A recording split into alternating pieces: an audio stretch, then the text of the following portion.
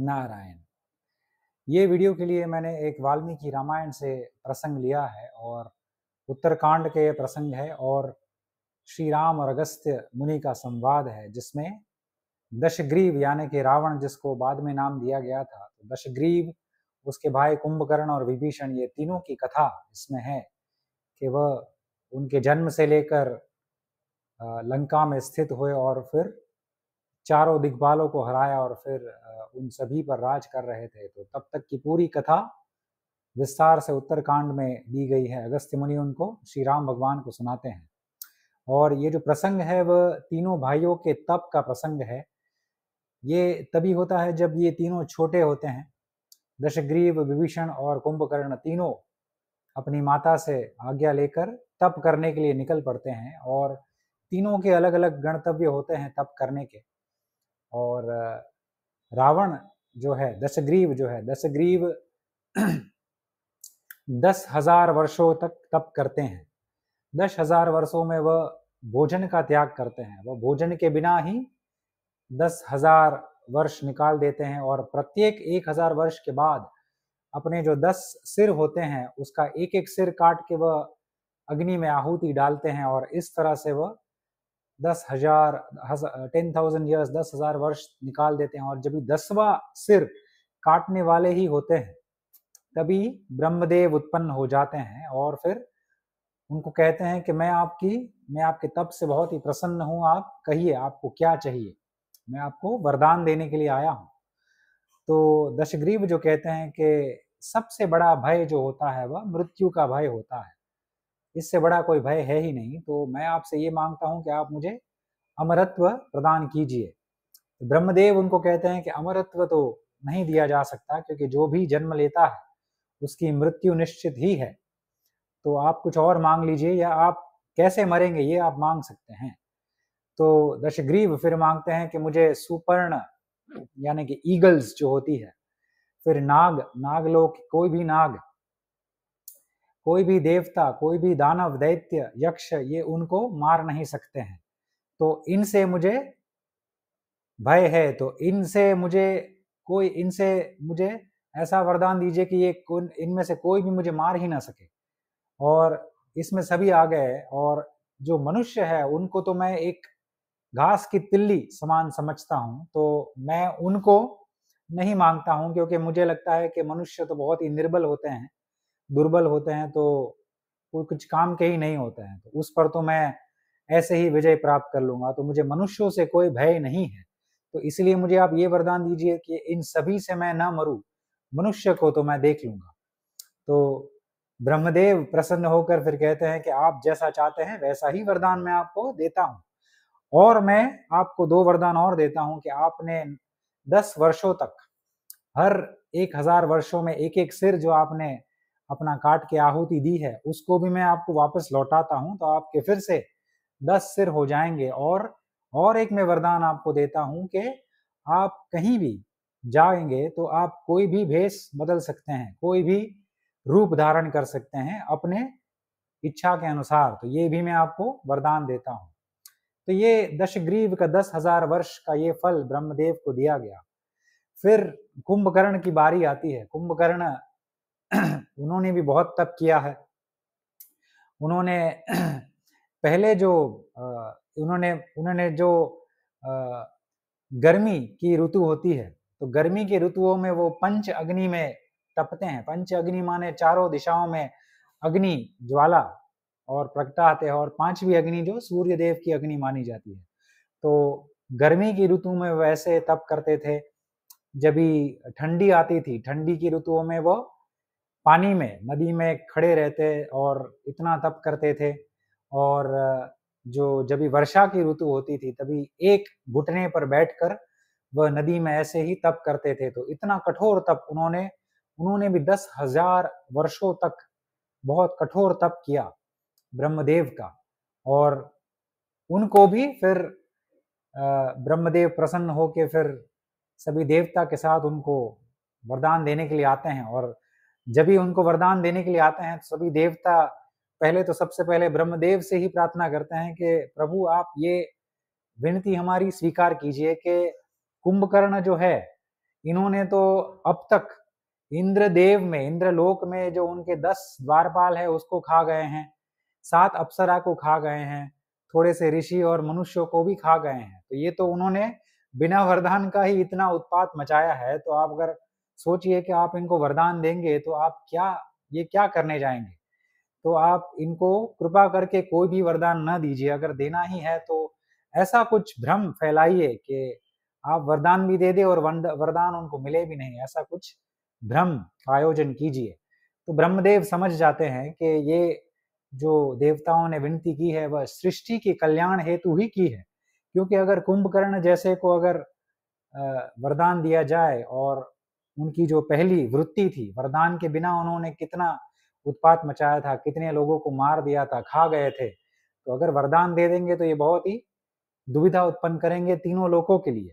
तो उचित यही है कि मैं इसको भ्रमित ही कर दूं। और ब्रह्मदेव फिर उसी समय माँ सरस्वती को बुलाते हैं, आह्वान करते हैं, और माँ सरस्वती हाथ जोड़कर अपने स्वामी से मांगती है कि स्वामी आप कहिए, आपने मुझे याद किया, मैं क्या सेवा कर सकती हूँ। और ब्रह्मदेव ने कहा कि आप कृपा करके कुंभकर्ण की जीवा पर बस जाइए, और ये जो वरदान मांगने वाले हैं तो आप कृपा करके आप ही बोलिएगा।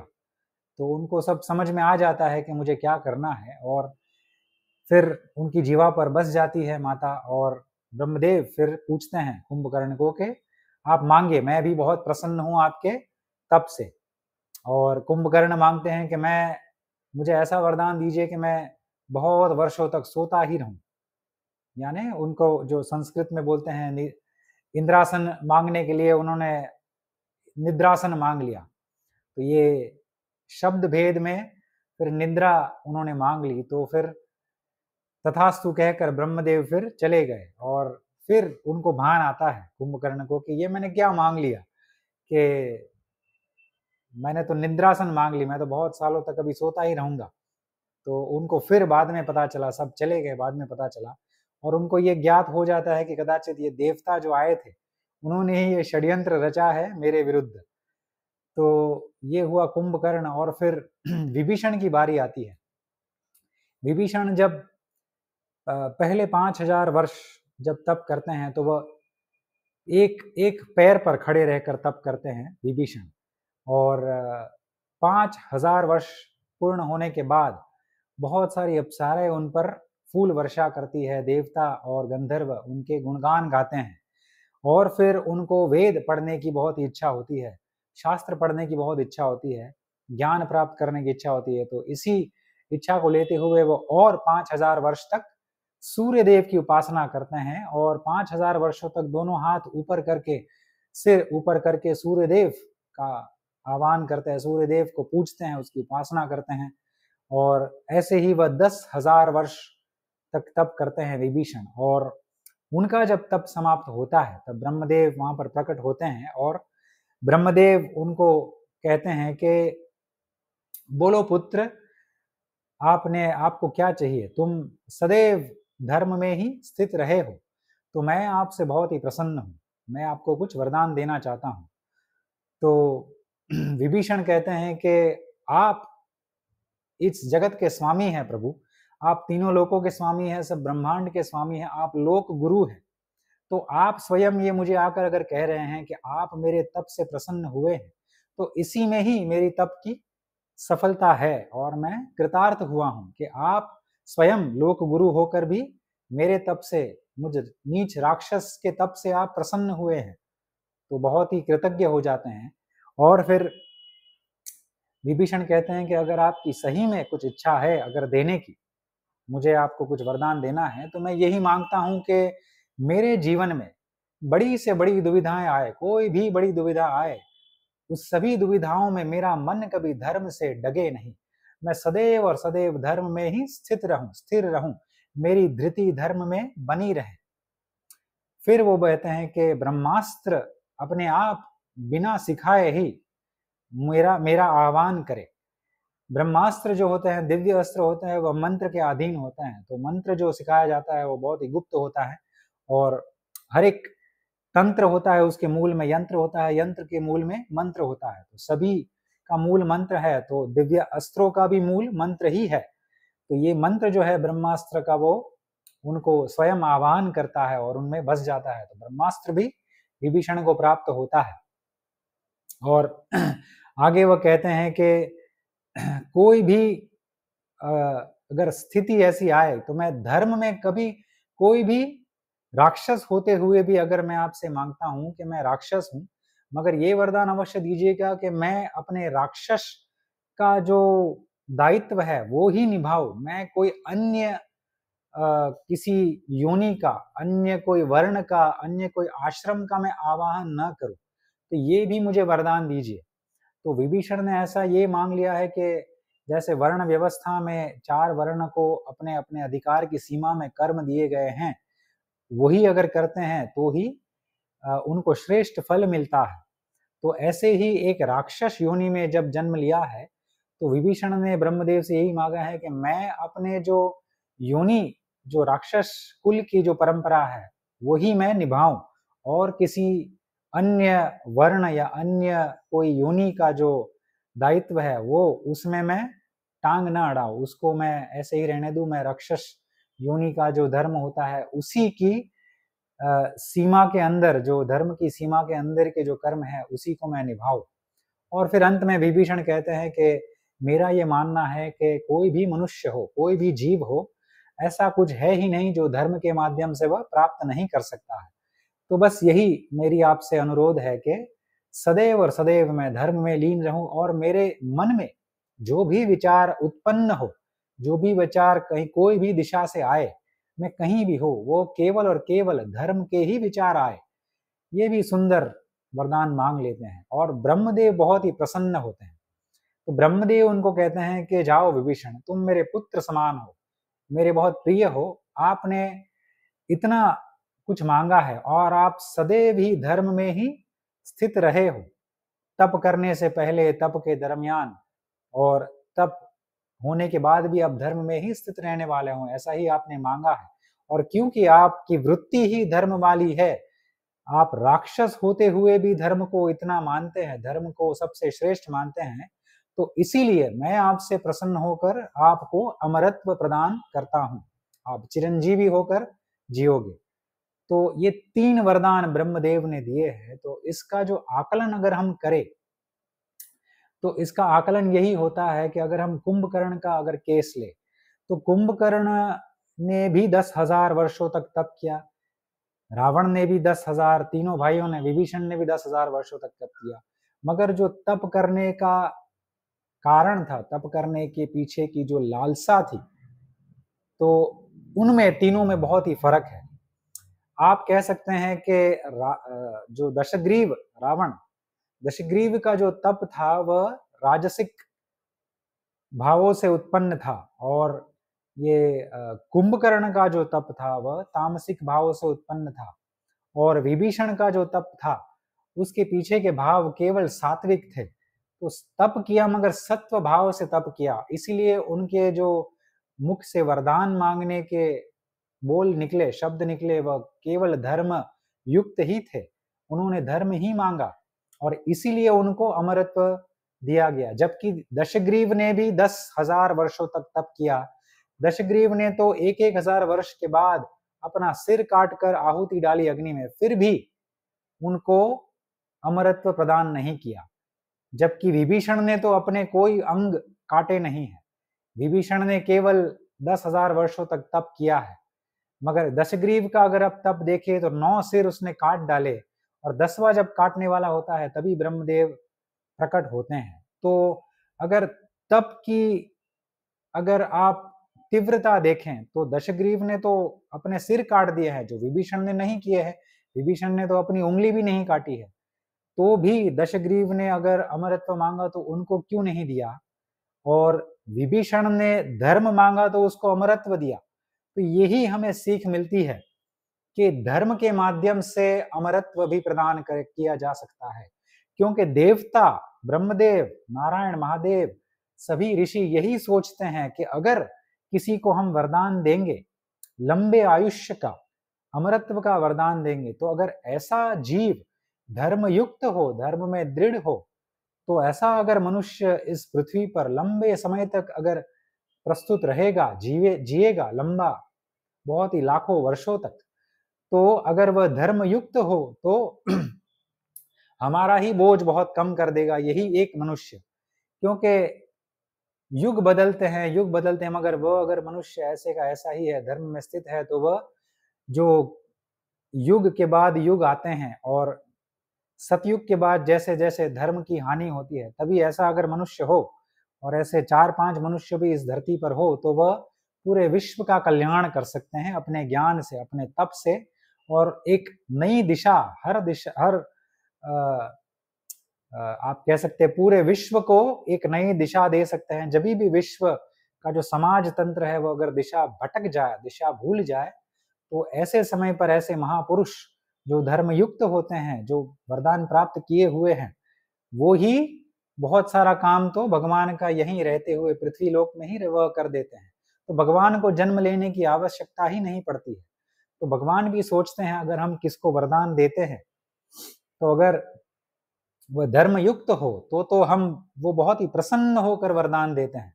उनको पता है कि उनकी वृत्ति ही धर्म वाली है, तो जबकि वृत्ति ही इतनी पवित्र है, इतनी धृति उसकी स्ट्रांग है, ऐसी वृत्ति में धर्म वाली वृत्ति है कि उनके अधिकतम विचार धर्म युक्त ही है। तो ऐसा मनुष्य अगर रहेगा तो जहां जहां जाएगा वह ज्ञान का प्रकाश फैलाएगा सभी के बीच में। जहां जहां अंधकार है अज्ञान का, तो वहां जाकर वह ज्ञान के प्रकाश से सभी को जीवन दान देगा, सभी की समस्याओं को दूर करेगा। तो ऐसा मनुष्य होता है अगर धर्म पे दृढ़ रहता है, तो धर्म के माध्यम पे, धर्म में दृढ़ रहने वाले को ही भगवान ब्रह्मदेव, नारायण, शिव बहुत ही तत्पर होते हैं कि इसी को, ऐसे मनुष्य को ही अमरत्व प्रदान किया जा सकता है, और वह दे भी सकते हैं। जबकि रावण दशग्रीव को देखे, कुंभकर्ण को देखे, कुंभकर्ण का उनकी वृत्ति देखी गई कि पहले उनको जब वरदान नहीं मिला था, वरदान के पहले ही उन्होंने कितना उत्पात मचाया था, ऋषियों को मार दिया, मनुष्यों को मार दिया। तो अगर ऐसे मनुष्य को वरदान दिया जाए तो ये बहुत आगे जाके उत्पात मचाएंगे और सृष्टि के लिए हानिकारक है। तो ऐसे को कभी भी वरदान नहीं देते हैं, और दिया भी तो उसको भ्रमित कर दिया। तो देवता ब्रह्मदेव कुछ भी कर सकते हैं, और ये सभी धर्म के पक्ष में ही होते हैं।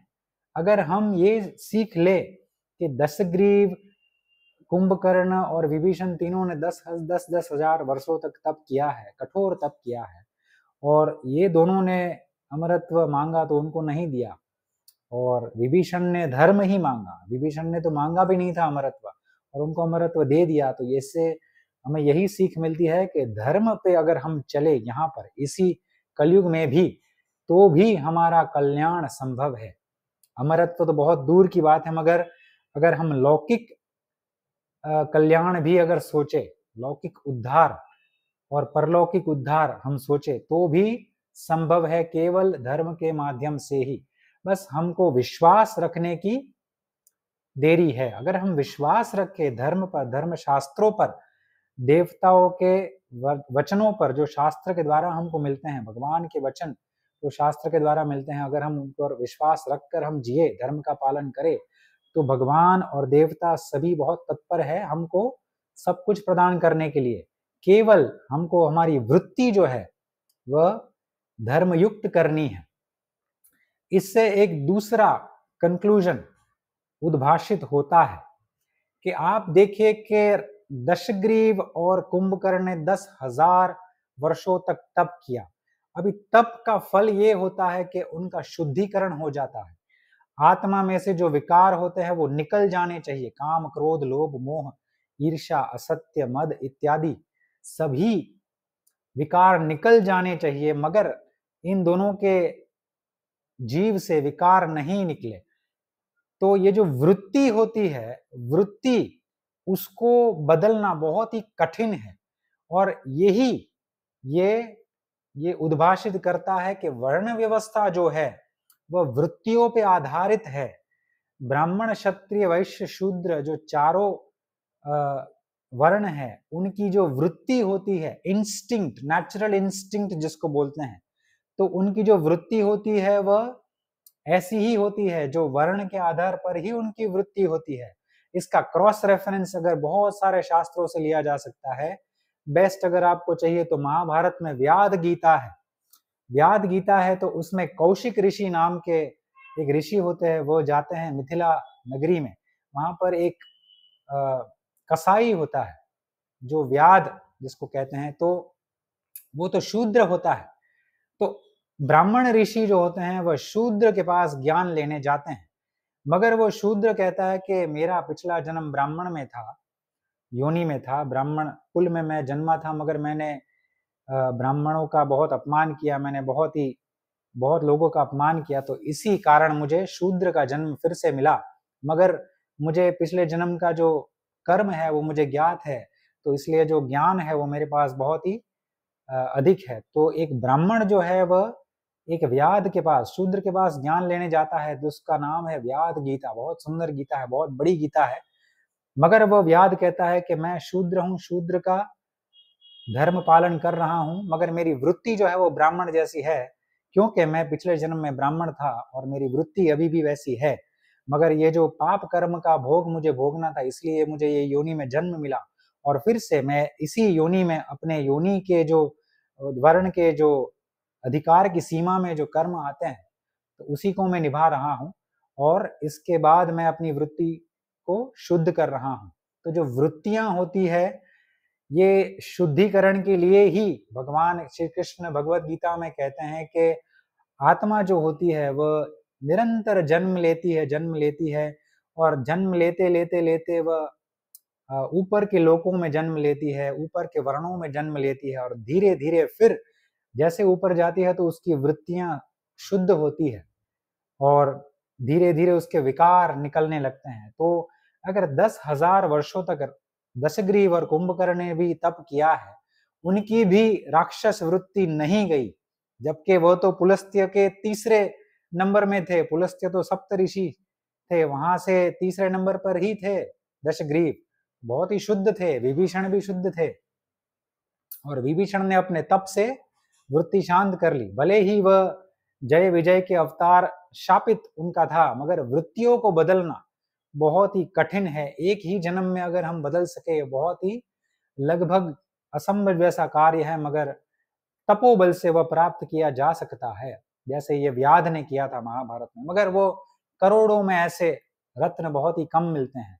तो इससे ये भी उद्भाषित होता है कि वर्ण व्यवस्था का जो भगवान ने जो रचना की है, वो रचना का कारण क्या है।